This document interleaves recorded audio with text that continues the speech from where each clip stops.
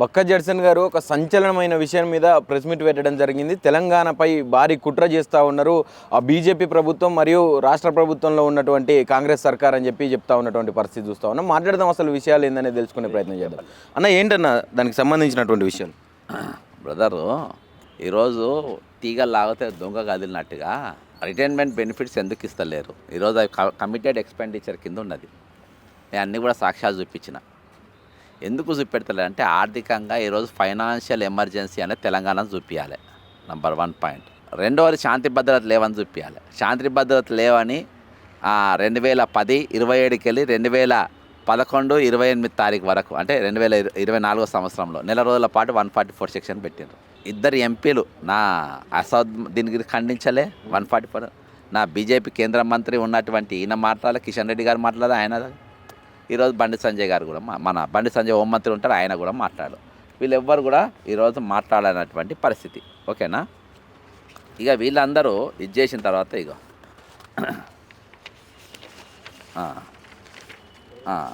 144 section పెడతారు. పెట్టి వాళ్ళు ఎవరు మాట్లాడు. దాని తర్వాత రిటైర్మెంట్ ఈరోజు భారతదేశం అంతా బీజేపీ రాష్ట్రాలు కూడా 55% పిఆర్సీ ఇచ్చిండ్రు. 55% పిఆర్సీ ఇచ్చిండ్రు. మరి ఈరోజు బండి సంజయ్ గారు కానీ కిషన్ రెడ్డి కానీ మా బీజేపీ 55% ఇచ్చింది, మీరు ఎందుకు ఇస్తలేరు? ఈరోజు మీరు కాగ్ రిపోర్ట్లో చూపించిండ్రు. కాగ్ రిపోర్ట్లో మీరు ఏది లాభం ఉన్నట్టుగా చూపించండి. 144 సెక్షన్ పెట్టినట్టుగా. ఓకేనా? సిబి ఆనంద్ గారు ఉన్నప్పుడు 1 మంత్ పెట్టిండ్రు. సెకండ్ కాగ్ రిపోర్ట్ల నేను గతంలో గవర్నర్ గారికి కూడా ఇచ్చిన. అర్థమైందా? దీనిపైన గవర్నర్ గారు కూడా మాట్లాడారు. గవర్నర్ గారు ఎందుకు మాట్లాడారు? ఆయన ఇంతకుముందు త్రిపుర డిప్యూటీ చీఫ్ మినిస్టర్గా ఉండే. నేను ఆ పాయింట్ మర్చిపోయినా చెప్పడం. చీఫ్ మినిస్టర్గా ఉండే ఆయన వీళ్ళకి అనుకూలంగా పనిచేస్తాడు. అక్కడ అప్పుడు హిందూ ముస్లిం గొడవలు అవి ఇవి చాలా జరిగినాయి అక్కడ. అవన్నిట్లలో కూడా ఈయన పాత్ర ఉందని అంటారు అక్కడ. కాబట్టి ఆయన తీసుకొచ్చుకొని ఇలా పెట్టుకుని త్రిపుర డిప్యూటీ చీఫ్ మినిస్టర్గా పనిచేసిండు. ఆయన తీసుకొని ఈరోజు పెట్టుకున్నారు.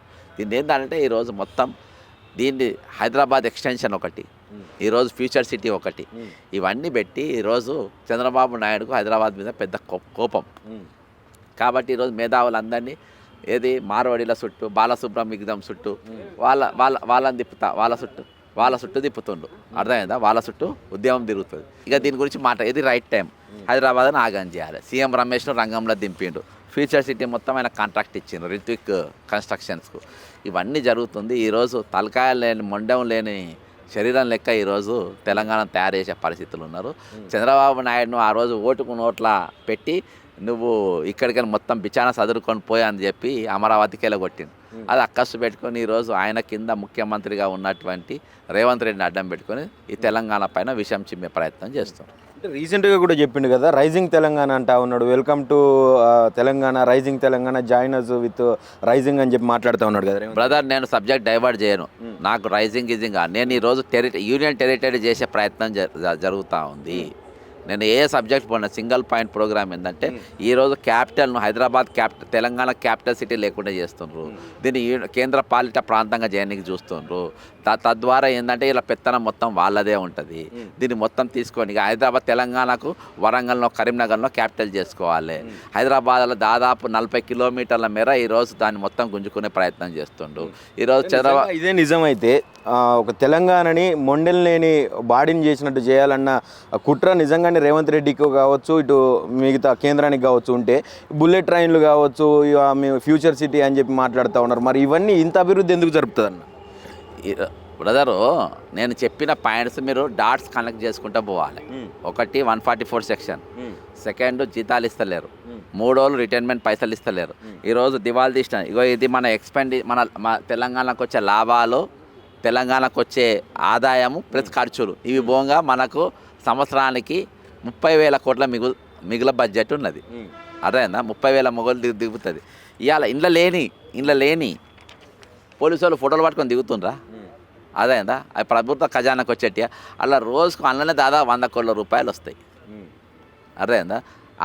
ఐఆర్బి మన ఇప్పుడు రింగ్ రోడ్ మీద ఐఆర్బికి ఇచ్చిండ్రు గత కానీ దాని మీద ఇవన్నీ కూడా లాభాలే. అడ్వర్టైజ్మెంట్ బోర్డులు అవి ఉండే, అవి కూడా లాభాలే. అవి వాళ్ళ మాఫియా చేతిలో పోతున్నాయి. కాబట్టి మీరు దీన్ని నేను ఇచ్చిన ప్రజెంటేషన్ ప్రకారం మీరు ఆలోచన చేస్తే మీకు అర్థమవుతుంది. మీరు దాని గురించి అంటే ఆలోచన చేయాలంటే నేను దీంట్లో డీప్గా స్టడీ చేసిన కాబట్టి సీరియస్గా తెలుసు. ఈరోజు హైదరాబాద్ను 101% తీసేసుకోబోతున్నారు. రేవంత్ రెడ్డి మన చంద్రబాబు నాయుడుకు చాలా పెద్ద అక్కస్తుంది, ఇంత పెద్ద క్యాపిటల్ వీళ్ళకి అవసరమా అని. కాబట్టి ఈరోజు ఎవరిని కాకుండా చేయాలి, మా పెత్తనం నడవాలనే ఉద్దేశంతో ఫ్యూచర్ సిటీ కానీ అటు కానీ పెడుతున్నారు. ఈరోజు బిలటరీలు ఎటు పెట్టినా కానీ ఇది మనకేం వస్తుంది, ఇది వరంగల్ మీదకెళ్ళో కరీంనగర్ మీదకెళ్ళో పోతలేరు కదా, ఆ మూడింటి మీదకి వెళ్ళిపోతుండ్రు. ఏది బెంగళూరు, అమరావతి, ఫ్యూచర్ సిటీ. కాబట్టి మొత్తం వాళ్ళు కబ్జా చేసుకునే ప్రయత్నాలు ఉన్నారు. ఇది 101% ఇది జరగబోతుంది. ఎందుకంటే ఈరోజు ప్రశ్నించేటోళ్ళు ఎవరు లేకుండా పోయినారు. ప్రశ్నించేటోళ్ళు అందరూ చాలామంది చచ్చిపోయినారు. బతుకున్న వాళ్ళని మాత్రము ఈరోజు వాళ్ళు వేరే వేరే ఇష్యూస్ పైన తిప్పేసారు. అంటే కావాలని డైవర్ట్ చేసారు అనుకోవచ్చా ఈ బాలసుబ్రహ్మణ్యం విగ్రహం కావచ్చు ఇంకా ఇతర? అవునా, మీరు కవర్ అయిపోయి పెడుతుండగా మైకులాడ మీడియా కూడా పనిపాట లేక అవే పెడుతుండగా పొద్దుమాపు తీసుకుపోయి. ఈరోజు జరుగుతున్న ఇష్యూ అని కొంచెం మనం ఆలోచించాలి కదా. డిబేట్లు ఏం నడుస్తున్నాయా ఈరోజు? ఛానల్లో డిబేట్లు ఏం నడుస్తున్నాయి? నలుగురు చిలాలా కూర్చోబెడతారు, చిల్లర సబ్జెక్ట్ మీద చర్చ పెడతారు. వాళ్ళిద్దరు ఛానళ్ళలో తట్టుకోవాలి, విని ఇది పెరగాలి. అరే అసలు దీని వెనుక ఉన్న ఆంతర్యం ఏమిటి, దీన్ని ఎటు తీసుకుపోతుండ్రు, ఏం ప్రయత్నం చేస్తున్నాడు, ఏమైనా ఆలోచన చేస్తుండా, కాబట్టి అది మొత్తం కంప్లీట్ డైవర్షన్ అయిపోయి ఈరోజు అసలు తెలంగాణ మొండాన్ని అసలు మన బతికే లేకుండా చేసే ప్రయత్నాలు జరుగుతుంది. దాని గురించి మనం ఆలోచన చేయాలి, దాని గురించి డిబేట్లు జరగాలి.